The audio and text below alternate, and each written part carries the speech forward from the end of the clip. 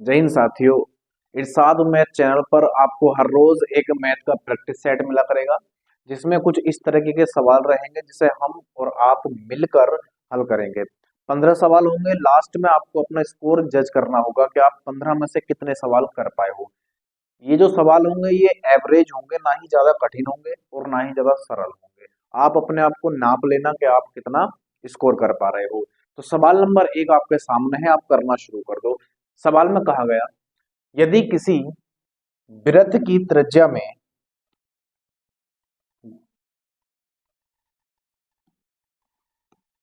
सवाल में कहा गया यदि किसी वृत्त की त्रिज्या में 50% की वृद्धि कर दी जाए तो उसके क्षेत्रफल में कितनी वृद्धि होगी। हमसे सवाल में पूछा जा रहा है क्षेत्रफल। क्षेत्रफल पूछा जा रहा है। वो कह रहा है कि वृत्त की त्रिज्या है और 50% की वृद्धि कर दी। तो एक बड़ा ही रामबाण फॉर्मूला है। वो फॉर्मूला है एक्स प्लस माइनस वाई और plus minus x y upon 100। ये वाला फॉर्मूला हम इसमें फिट कर देंगे, आंसर आ जाएगा। सवाल में क्या बोला, 50% की वृद्धि। एक्स और वाई की जगह हमें सिर्फ 50% का ही यूज करना पड़ेगा, क्योंकि क्षेत्रफल में जो त्रिज्या होती है वो स्क्वायर में होती है। तो यहाँ पर रखेंगे 50 प्लस 50 और प्लस 50 और 50 की गुणा करेंगे तो 5 पंजे 25 हो जाएगा, यानी टोटल 2500 हो जाएगा। 2500 बटे कितना आएगा भाई, 100 आ जाएगा। दो जीरो से दो जीरो खत्म हो जाएंगे। ये कितना हो जाएगा, 100 हो जाएगा। 100 और 25 कितना होगा भाई, 125% की क्या हो जाएगी, वृद्धि हो जाएगी। यानी इस सवाल का जवाब होगा, सवाल नंबर पहले का पहला ही आंसर हो जाएगा 125। ये इसका बिल्कुल सही उत्तर है। इसका बिल्कुल सही उत्तर है। अगला सवाल फिर आपके सामने आएगा। सवाल नंबर दो सवाल नंबर 2 आपके सामने आएगा और ये आ गया। इसको आप करना शुरू करेंगे।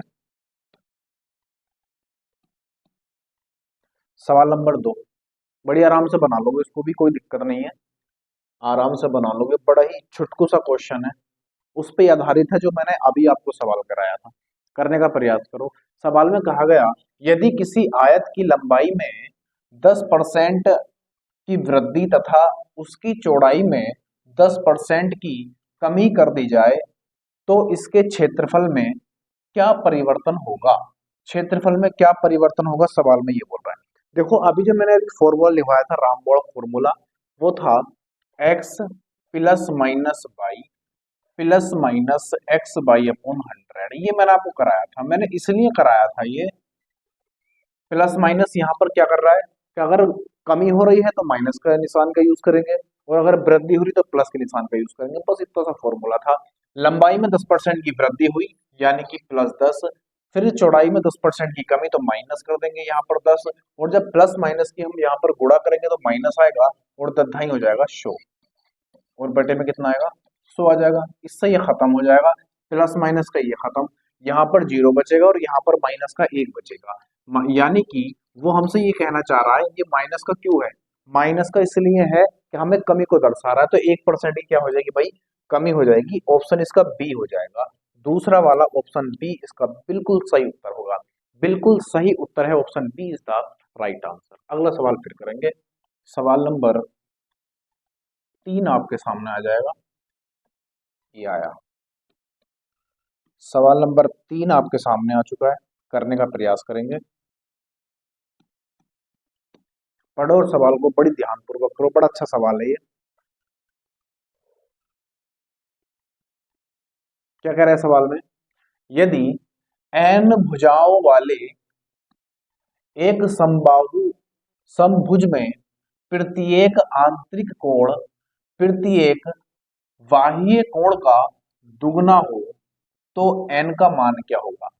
पहले तो आप ये समझ लो कि समबाहुभुज का जो आंतरिक और बाह्य कोण होता है वो क्या होता है। तो आंतरिक में लिखवा रहा हूं, आप कहीं पर नोट कर लेना। आंतरिक और बाह्य, वो हमसे ये कहना चाह रहा है कि जो आंतरिक कोण है वो बाह्य कोण का क्या है भाई, दुगना है। तो आंतरिक कोण होता है हमारा n-2 इंटू 180 और बटे में n बराबर, और बाह्य कोण जो होता है हमारा बाह्य वाला वो होता है 360 बटे में n। लेकिन सवाल में मैंने सिर्फ अभी फॉर्मूले लिखे जो ये कह रहा है लेकिन सवाल हम बनाएंगे कैसे, वो कह रहा है कि एन भुजाओं वाले एक समबाहु भुज में प्रत्येक बाह्य कोण का क्या है, दुगना है, तो मैंने दुगना कर दिया, बस इसको हल कर लेंगे आंसर आ जाएगा। क्या कह रहा है, एन से एन खत्म हो जाएगा, 18 दूनी 36 यानी कि 180 दूनी 360 ये कट जाएगा, 2 दूनी 4 यहाँ पर हो जाएगा, और यहाँ पर कितना है, 2 दे रखा है, ये जहां तक जुड़ जाएगा, तो 2 दूनी 4 और 2 कितना हो जाएगा 6, यानी एन बराबर कितना आ जाएगा, 6 आ जाएगा, और ये इसका क्या है, बिल्कुल सही उत्तर है, option D is the right answer. Option D is the right answer, बिल्कुल इसका सही उत्तर है। अगला सवाल फिर आपके सामने आएगा, इसको नोट डाउन कर लेना कहीं पर कर पाओ तो, वरना हर रोज तो आपको देखने मिलेगा ही। सवाल नंबर 4 आपके सामने आया, सवाल नंबर 4। सवाल में क्या कर रहा है, ध्यान से पढ़ो और करने का प्रयास करो। सवाल में कहा गया है कि 2 अंकों वाली किसी संख्या का अंकों का योग 5 है, अंकों का योग कितना है, 5 है, इस संख्या में 9 घटाने पर इस संख्या के अंक पलट जाते हैं, बस ये चीज इसमें मेन है। जैसे ही इन संख्याओं में से 9 कम किया जाएगा तो संख्याएं पलट जाएंगी। पलटने का क्या मतलब है, जैसे ये 42 है, अगर सपोज इसमें से 9 कम कर दिया जाए तो इसको 24 हो जाना चाहिए, तो हमारा आंसर सही बैठेगा। यानी कि जो लैंग्वेज सवाल की दी गई है, मैं ऑप्शन से इस सवाल को हल करने की कोशिश करूंगा। अगर ये ऑप्शन, जो ऑप्शन भी इस सवाल के लैंग्वेज को सेटिस्फाई कर देगा वही हमारा आंसर बन जाएगा। तो सवाल में सबसे पहले तो ये कहा गया है हमसे कि 2 अंकों की जो संख्या है उसका जो योगफल है, वो योगफल कितना दे रखा भाई, 5 होना चाहिए। तो पहले हम चेक कर लेते हैं, क्या ये दोनों की संख्याओं का अंक का योग 5 है, 4 और 2 6, ये तो हमारा ऑप्शन बैठेगा ही नहीं, ये तो काम ही खत्म है इसका। यहाँ पर 3 और 2 5, हाँ ये हो सकता है, ये हो सकता है। फिर यहाँ पर 4 3 7, ये भी नहीं हो सकता, ये भी खत्म हो जाएगा। 2 ऑप्शन तो हमने खत्म ही कर दिए, 2 ऑप्शन तो खत्म ही हो जाएंगे। आगे और चेक कर लेते हैं, 4 और 1 5, ये है, इन दोनों में से कोई एक ऑप्शन होगा। कैसे, वो कह रहा है हमसे कि 2 अंकों की संख्या का जो योगफल है वो 5 है, 4 और 1 5 ये भी बैठ रहा है, 3 और 2 5 ही दोनों बैठ रहे हैं। लेकिन इनमें से 9 कम कर दिया जाए, 32 में से 9 कम करें तो ये कितना, 23 हो जाना चाहिए। ये अगर 23 हो जाता है यानी संख्याएं पलट जाएंगी, तो ये बनेगा 23, 3 की जगह 2, 2 की जगह 3 हो जाएगा, है ना। तो हम कम करके देख लेते हैं, यहाँ से 9 कम करेंगे कितना बैठेगा, यहाँ पर बैठेगा 7, 2 कम करेंगे 7 बचेगा, 23 बैठेगा, कितना बैठेगा, 23 बैठेगा। यानी संख्याएं देखो पलट गई कि नहीं पलट गई। यहाँ पर 3 था शुरू में, तो यहाँ पर 2 आ गया और 2 की जगह 3, बस यही हमारा आंसर है। यही क्या है भैया, इस सवाल का बिल्कुल सही उत्तर है, इस सवाल का बिल्कुल सही उत्तर है ऑप्शन, ऑप्शन बनेगा कौन सा वाला, ऑप्शन बी बन जाएगा। Option B is the right answer. अगला सवाल फिर आपके सामने आएगा। सवाल इतने हार्ड नहीं है जितना, लेकिन हार्ड उसी को लग रहे होंगे जिन्हें ना प्रैक्टिस नहीं कर रखी होगी। जिन्होंने प्रैक्टिस नहीं कर रखी होगी उन्हीं को ये सवाल हार्ड लगेंगे, है ना। सवाल में क्या कहा गया यार, ध्यान से पढ़ो। वो कह रहा है कि एक विक्रेता को 60 चीजें बेचकर 15 चीजों के विक्रय मूल्य के बराबर लाभ मिलता है। जब उसने 60 चीजें बेची तो उसे 15 चीजों के विक्रय मूल्य के बराबर लाभ हुआ, यानी 60 चीजें बेची, 15 चीजों का लाभ हुआ। तो मैं आपसे ये पूछना चाह रहा हूं कि जब उसने एसपी किया कितना, 60 चीजों का, 60 चीजें बेचने पर लाभ यानी कि प्रॉफिट कितने का हुआ उसे, 15 का। तो अब बताओ क्रय मूल्य कितना रहा होगा। तो आप कहोगे कि जब 60 में बेची 15 का लाभ हुआ, तो 45 चीजें का उसका क्या हुआ, क्रय मूल्य हुआ 45 का। 45 का तो 60 में बेची तभी तो 15 का लाभ हुआ, लाभ परसेंट पूछा है, बस काम खत्म हो गया सवाल का। क्रय मूल्य पर लाभ वाली की गणना होती है। तो करेंगे लाभ गुणा 100 और बटे क्रय मूल्य कितना है, 45 है, तो यहाँ पर 45 कर देंगे, इसको हल करेंगे आंसर आ जाएगा। क्या बोल रहा है भाई, 15 तिया 45, 3 तिया 9, 3 तिया 9 यानी 33 सही 1/3%, इसका बिल्कुल सही उत्तर हो जाएगा 33 सही 1/3%। Option C is the right answer. Option C is the right answer. बहुत ही आसान सा सवाल था, कोई दिक्कत नहीं है। अगला सवाल देखेंगे जरा, आपके सामने फिर आने वाला है। जितना जल्दी हो सकेगा सवाल को इतनी जल्दी करने की कोशिश किया करेंगे। सवाल नंबर 6,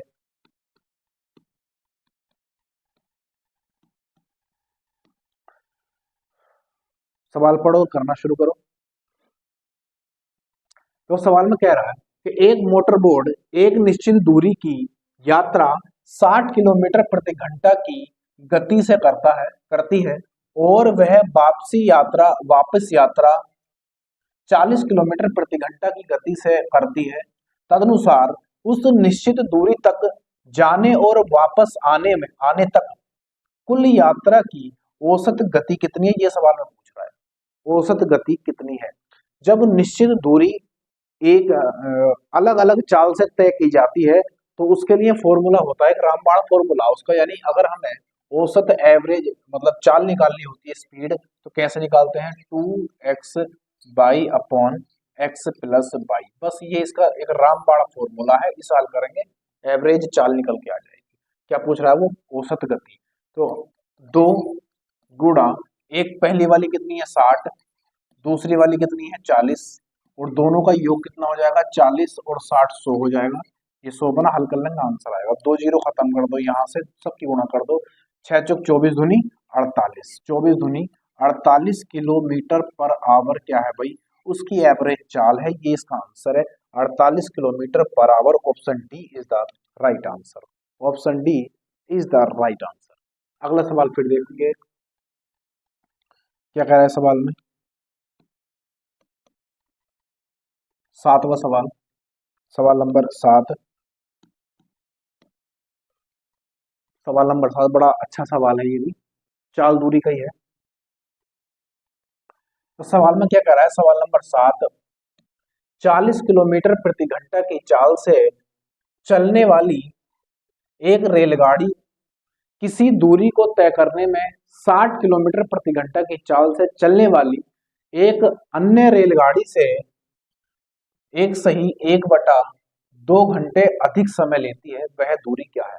दूरी क्या है भाई? दूरी समान है, दूरी चाहे जितनी भी हो दूरी समान है। मैंने दूरी मान ली डी है, लेकिन वो कह रहा है कि जो 60 किलोमीटर प्रति घंटा की चाल से चल रही है और जो गाड़ी 40 किलोमीटर प्रति घंटा की चाल से चल रही है, वो इस 60 किलोमीटर वाली से 1.5 घंटा अधिक समय लेती है। क्यों अधिक लेती है? क्योंकि उसकी चाल 40 है और उसकी कितनी है 60 है, यानी 20 किलोमीटर प्रति घंटा की चाल कम है पहली वाली की। इस वजह से उसे कितना टाइम लग रहा है? 1.5 घंटा ज्यादा लग रहा है। तो समय बराबर क्या होता है? दोनों का अंतर निकाल देंगे, दोनों मतलब दोनों चालों का अंतर निकाल देंगे, आंसर आ जाएगा। तो समय बराबर दूरी बटे चाल होता है, दूरी तो समान है, तो समय बराबर दूरी बटे चाल। चाल कितनी है? 40 किलोमीटर प्रति घंटा माइनस दूरी तो निश्चित है, तो समय बराबर दूरी बटे चाल। चाल कितनी दे रखी है? दूसरी वाली 60, और यहाँ पर दोनों का अंतर मैंने कर दिया, और अंतर कितना है? अंतर दे रखा हमें 1 सही 1/2 का मतलब कितना होता है? 3/2 होता है। हल करेंगे तो यहाँ पर 120 क्या आ जाएगा? इसका एलसीएम आ जाएगा 120, और इसको काटाफिटी मचाएंगे तो यहाँ पर आएगा 0 से 0 3 चौक 12 यानी 3D बचेगा, माइनस यहाँ पर 60 दूनी 120, और यहाँ पर कितना आ जाएगा? 2D आ जाएगा, बराबर 3/2 हो जाएगा। हल कर लेंगे यहाँ पर, तो 2 से इसे काटूंगा 60 बार कटेगा, और 60 की गुणा 3 में होगी कितनी बार जाएगा? 6 × 18 180, और यहाँ पर दोनों का अंतर कितना आएगा? 1, बराबर कितना हो जाएगा? 180 किलोमीटर। इसका बिल्कुल सही उत्तर हो जाएगा option A is the right answer. Option A is the right answer, इसका बिल्कुल सही उत्तर हो जाएगा। अगला सवाल फिर देखना, बढ़िया सवाल है अगला वाला भी। सवाल नंबर अगला सवाल नंबर 8 करने का प्रयास करना जरा।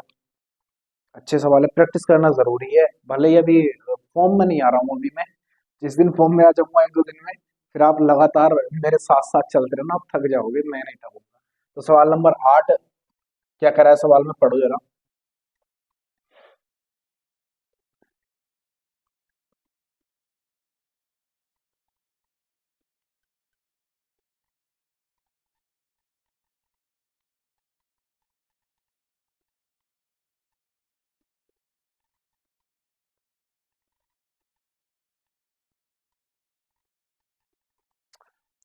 सवाल में क्या कह रहा है?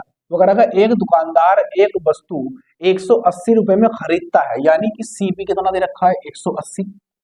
वह चाहता है कि ग्राहक को उसके अंकित मूल्य पर 10% की छूट देने के उपरांत उसे 20% का लाभ हो, तो उसका अंकित मूल्य क्या है, ये पूछा है। एक बड़ा ही बेहतरीन सा कॉन्सेप्ट है, वो क्या है कि क्रय मूल्य और अंकित मूल्य में समानता होती है, यानी एमआरपी कर लेंगे, एमआरपी कर लेंगे। क्रय मूल्य जब कह रहा है यानी कि जितने का उस पर छूट दी जाती है 100 में से एक कम करते हैं, यानी 100 में से मैं छूट निकाल दूंगा तो कितना बचेगा, 90। अनुपात बना लेता हूं मैं इसका। अगला कह रहा है कि 20% का लाभ हो तो अंकित मूल्य में जोड़ देंगे तो ये कितना बनेगा, 120 हो जाएगा। दोनों का अनुपात निकाल लो तो जीरो से जीरो खत्म कर लेंगे, 3 तिया 9 और 3 चौक 12। यहाँ पर दोनों का अनुपात मिल चुका है, यानी क्रय मूल्य 3 है और जो हमारा एमआरपी है वो कितना है, 4 है। लेकिन क्रय मूल्य यहाँ पर 3 है, यहाँ पर कितना दिया है, 180 का। 180 का दिया है तो मैं 3 के बराबर रखूंगा इसको, तो 3 बराबर 180 और इसको जब डिवाइड करूंगा तो 1 बराबर आएगा 60। 1 बराबर कितना आ जाएगा, 60 आ जाएगा, है ना। 3 छंग 18, 60 आएगा। हमसे क्या पूछा गया, अंकित मूल्य। अंकित मूल्य कितना है यहाँ पर 4, दोनों की हम जब मल्टीप्लाई करेंगे 1 बराबर कितना है 60, 60 की गुणा करेंगे तो 6 चौक 24, यानी 240 रुपए उसका क्या है भैया, अंकित मूल्य है। Option option B is the right answer. Option B is the right answer. बड़ा ही बेहतरीन सा सवाल था। सवाल ये था क्रय मूल्य और विक्रय मूल्य जितनी छूट दी जाती है उसमें से कम कर, 100 में से कम करके क्रय मूल्य के नीचे लिख दो, और जितना लाभ या हानि होती है वो एमआरपी यानी अंकित मूल्य में जोड़ या घटा दो।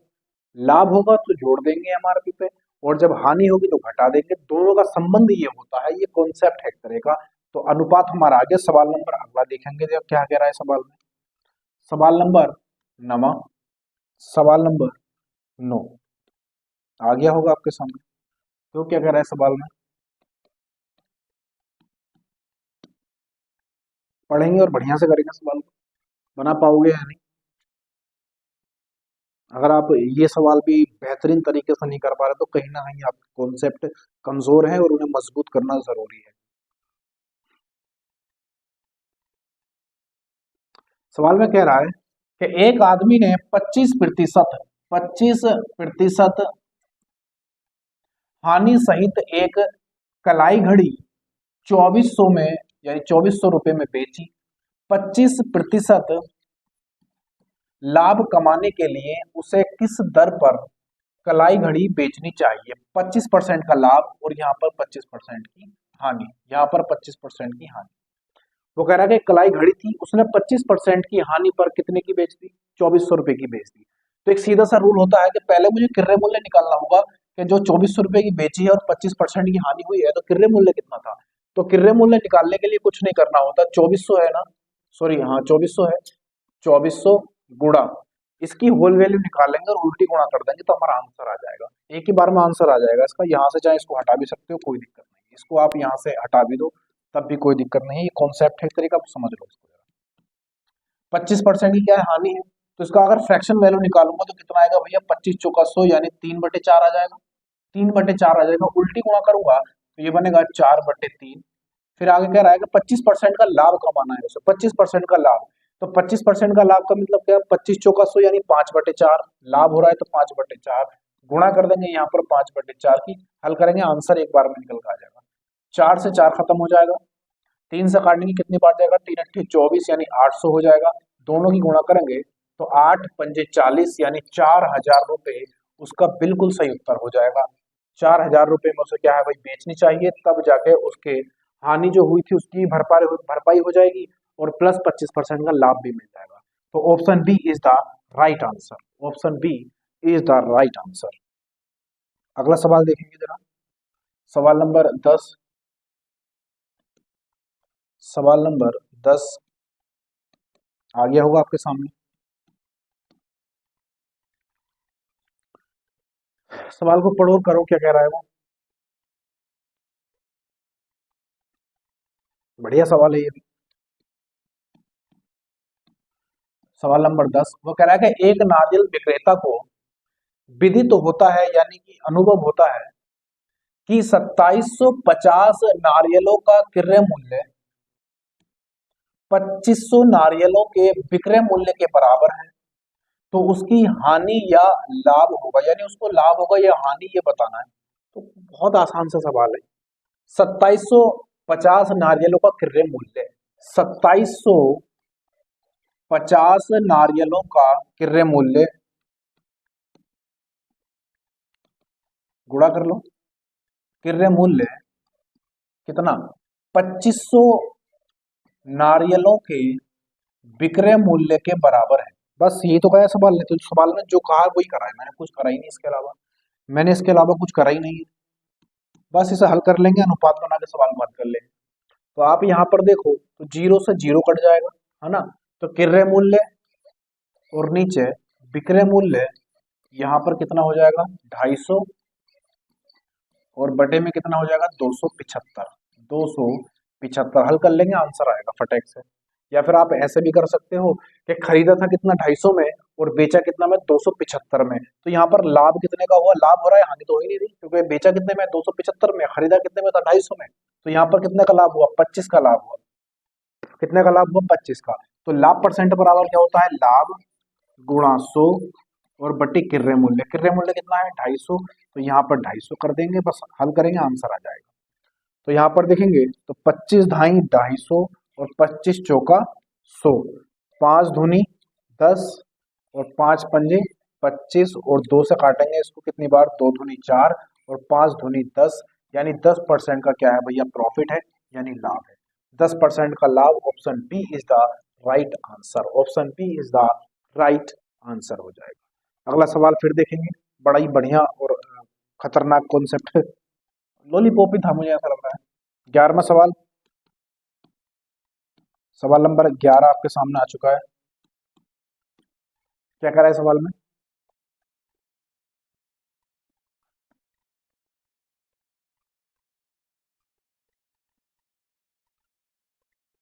बनाने का प्रयास करो, एक झटके का सवाल है, मुझे नहीं लगता कि ज्यादा भारी है। देखना क्या कह रहा है, ये कॉन्सेप्ट पर रटे रटाए सवाल है ना। मैं करा दूंगा आपको एक बार और। तेल के मूल्यों में 25% वृद्धि होने पर 25% वृद्धि होने पर एक गृहिणी को उसकी खपत कितने प्रतिशत कम करनी होगी कि खर्च ना बढ़े, कि खर्च ना बढ़े। तो एक फॉर्मूला होता है बड़ा बेहतरीन सा, यानी खर्च ना बढ़े कमी करनी होगी, तो कमी परसेंट बराबर लिख लेना कहीं अगर नहीं लिखा हो, वैसे लिखवाने का मन नहीं है मेरा। कमी बराबर होता है वृद्धि, कमी बराबर वृद्धि गुणा 100 और बटे 100 प्लस वृद्धि, 100 प्लस वृद्धि, बस ये फॉर्मूला इसका लगा दो, काम खत्म, काम खत्म इस सवाल का। तो कमी करनी है ना, तो 25% की वृद्धि हुई, तो 25 गुणा 100 और नीचे 100 प्लस 25 करेंगे 125 हो जाएगा, कितना होगा 125। तो काटा फीटी मचाएंगे तो 25 पंजे 125 होता है, 5 से काटेंगे कितनी बार कटेगा 20 बार कट जाएगा, यानी 20% की क्या है भाई उसे कमी करनी होगी। Option B is the right answer. Option B is the right answer हो जाएगा। अगला सवाल फिर भी इसको उतार लेना, कहीं ना कहीं काम ही आएगा। ऐसे ही में जैसे ही कॉन्सेप्ट का कोई सवाल आया करेगा और ऐसा लगेगा कि रामबाड़ है, ये रामबाड़ है, वैसे भी कर सकते हो अनुपात बनाकर, लेकिन ये रामबाड़ है, इसको कर लो, काम आएगा कहीं ना कहीं। अगला सवाल देखेंगे जरा, अभी इसको एडजस्ट नहीं कर पाया हूँ मैं अच्छे से, इस वजह से थोड़ा आपको परेशानी शायद हो रही हो, लेकिन धीरे धीरे इसको मैं इम्प्रूव कर दूंगा और बढ़िया दिखाई देगा आपको। फिर रोज आप प्रैक्टिस करो, यहाँ पर प्रैक्टिस तब तक नहीं करोगे मजा नहीं आने वाला, क्योंकि प्रैक्टिस मुझे कहीं ऐसा लगता है कहीं ना कहीं कि प्रैक्टिस बहुत ही ज्यादा जरूरी हो, तो प्रैक्टिस करना जरूरी है। सवाल नंबर 13 आ गया आपके सामने। सवाल में क्या कह रहा है कि एक विद्यालय में 72% कर्मचारी चाय तथा 44% कर्मचारी कॉफी पीते हैं। यदि प्रत्येक कर्मचारी चाय या कॉफी आवश्यक पीता हो तथा 40 कर्मचारी चाय तथा कॉफी दोनों पीते हो, तो उसे तो उस विद्यालय में कुल कितने कर्मचारी हैं। देखो इसको गोल वाले मेथड से करेंगे, गोल वाले मेथड से। गोल वाला मेथड क्या होता है, गोल वाला मेथड होता है ये जो सिंगल होते हैं और दूसरा जो दोनों में होते हैं। तो आप ऐसे मान लो कि 72% कर्मचारी और 44% कर्मचारी क्या करते हैं भैया, कॉफी पीते हैं, है ना। तो ये तो पी रहे हैं 72% वाले चाय, और 44 वाले क्या पी रहे हैं कॉफी। तो आप एक को टी मान लो, इसको टी मान लो और इसको कॉफी मान लो, है ना। तो टी कितने पी रहे हैं 72%, 72% तो टी पी रहे हैं और 44% क्या पी रहा है, कॉफी पी रहा है। लेकिन वो कह रहा है कि प्रत्येक कर्मचारी चाय या कॉफी पीते हैं, यानी 100% लोग क्या कर रहे हैं भाई, कुछ ना कुछ पीते जरूर है, चाहे वो कॉफी पीते हो या चाय पीते हो। तो दोनों में आएगा कितना 100%। यहाँ पर कितना आएगा? 100% दोनों में आ जाएगा, क्योंकि वो कुछ ना कुछ पीते जरूर है, चाहे वो चाय पीते हो या फिर कॉफी पीते हो। तो इसका होता है इन दोनों को जोड़ के बीच वाला घटा दो, इन दोनों को जोड़ के बीच वाला घटा दो, टोटल मान निकाल देंगे, 100% का आंसर आ जाएगा। तो इन दोनों को जोड़ेंगे, कितना हो जाएगा? 72 और 44, 7 4 11, यानी कि 7 4 11, 100 100 100, यानी कि 116, 7 4 11, 116 आ जाएगा। 116 माइनस कितना करेंगे? 100 कर देंगे। सही जोड़ा ना मैंने? ठीक है, ठीक। तो यहाँ पर कितना बचेगा? 16% बच जाएगा। कितना बचेगा? यानी 116% में से 100 जाएगा, कितना बचेगा? 16% बच जाएगा। ये 16% कौन लोग हैं? ये वो लोग हैं जो चाय और कॉफी दोनों पीते हैं, और ये परसेंट में भी वो लोग हैं चाय और कॉफी दोनों पीते हैं। तो यहाँ पर कर लेंगे 40, आंसर निकालेंगे एक 100% का, 1% का मान निकालेंगे, 16 नीचे आ जाएगा, गुणा में करेंगे 100, आंसर आ जाएगा। हल करते ही आंसर आ जाएगा। 4 चौक 16 और 25 चौका 100, 25 आ जाएगा, और जीरो यहाँ पर है, यानी कि टोटल जो कर्मचारी हैं वो कितने हैं? 250 हैं। Option C is the right answer. Option C is the right answer. इसका बिल्कुल सही उत्तर हो जाएगा ऑप्शन सी। अगला सवाल करेंगे। अगला सवाल, सवाल नंबर 14। सवाल नंबर 14 ये आया, सवाल नंबर 14। करने का प्रयास करो जरा, लॉलीपॉप सवाल ही है, हार्ड नहीं। सवाल नंबर 14 वो कह रहा है कि 1200 रुपए की एक राशि ए, बी तथा सी में, ये क्या लिखा है? 5 7 और 13 के अनुपात में वितरित की गई है। अच्छा, ये क्रमशः होगा, शायद ये होगा क्रमशः। ये पीडीएफ बनाने में कहीं ना कहीं गलती हो जाती है। ये होगा क्रमशः, क्रमशः। वो कह रहा है 1200 रुपए की एक राशि ए, बी, सी में क्रमशः 5 7 और 13 के अनुपात में वितरित की गई है। तदनुसार सी तथा बी के हिस्सों का अंतर कितना है? यानी कि 1200 रुपए जो एबीसी में बांटे हैं वो 5 7 और 13 के अनुपात में बांटे हैं। अगर मैं ये कहूँ कि तीनों को अनुपात में कितने रुपए मिले हैं, तो आप कहोगे सबको जोड़ दो, तो ये कितना हो जाएगा? 13 और 7 20 और 5 25। लेकिन बांटे कितने हैं? टोटल एक्चुअल नंबर में कितने बांटे हैं? आप कहोगे 1200। तो यहाँ पर कितना हो जाएगा? 20 25 बराबर कितना होगा? 1200। तो यहाँ पर करेंगे 25 बराबर 1200 रुपए हो जाएगा, क्योंकि 1200 रुपए तो बांटे हैं तीनों के अनुपात में। काटेंगे, कितनी बार कटेगा? 25 चौका 100, 12 चौक 48, एक बराबर कितना आ जाएगा? एक बराबर आएगा 48। पूछा क्या गया? पूछा गया है सी और बी के हिस्सों का अंतर कितना है, सी और बी के। तो अंतर कितना हो जाएगा? 13 में से 7 जाएगा, कितना बचेगा भाई? 13 में से 7 घटाएंगे, कितना जाएगा? तो ये 4 और यहाँ पर 6 बच जाएगा, तो यहाँ पर 6 बचेगा। एक बराबर 48 है, तो 6 बराबर कितना? ये बी और सी का क्या है? अंतर निकल के आ रहा है। ये क्या निकल के आ रहा है? अंतर। तो यहाँ पर 48 की गुणा कर देंगे, आंसर आ जाएगा। तो 6 अट्ठे 48, यहाँ पर आएगा कितना? 4, 6 चौक 24 और 4 28, यानी कि बी और सी में हिस्सों में जो अंतर है वो 288 का है, और 288 option A is the right answer. Option A is the right answer. आप इसको ऐसे भी कर सकते हो, और आप ऐसा नहीं करना चाहते हो तो इसका एक तरीका और भी होता है कि टोटल जो मनी है 1200 रुपए की, 1200 रुपए की जो टोटल मनी है, दोनों का अंतर पूछा है ना, जिसके बारे में पूछा जाता है उसे ऊपर रख दो, अनुपातिक योग नीचे। और शॉर्ट तरीका बता रहा हूँ इसका। दोनों का अंतर कितना है? 6 का, 6 यहाँ पर आया। टोटल योग कितना है? टोटल योग है यहाँ पर 25। इसे हल करेंगे, आंसर आ जाएगा। देखो 25 चौका 100 और 12 चौक 48, बात वही है। तो यहाँ पर आएगा 48 गुणा 6, दोनों ही गुणा करेंगे, कितना आएगा? 288। 288 option A is the right answer. आप इसको ऐसे भी कर सकते हो, वैसे भी कर सकते हो, कोई दिक्कत नहीं है। तो दोनों तरीके सेम है, दोनों तरीके सेम है। सवाल नंबर 15। सवाल नंबर 15 आपके सामने आ गया, करने का प्रयास करेंगे। सवाल नंबर 15, देखो ये सवाल देखने में बड़ा है, लेकिन बड़ा ही लॉलीपॉप है। लेकिन मैं चाहता हूं कि ये वाला जो सवाल है, सवाल नंबर 15, इस सवाल को आप होमवर्क में लो और कमेंट में इसका जवाब मुझे जरूर देना कि आप इस सवाल को कर पाए हो या नहीं। अगर कमेंट में मुझे यह आया कि हम नहीं कर पाए, आप बता दो, तो मैं कल इसको जरूर बताऊंगा। और आपने कहा कि आपने कर लिया है, तो बस इसका आंसर बता देना, और बाकी चीजें हम कल करेंगे। कितने इन सवालों में, यानी 14 सवाल हमने करे हैं, कितने आपके सही हैं, वो स्कोर आप जरूर मुझे कमेंट में बताना। वीडियो पसंद आई हो तो लाइक शेयर सब्सक्राइब जरूर कर लेना। बाकी मिलेंगे कल। जय हिंद, जय भारत।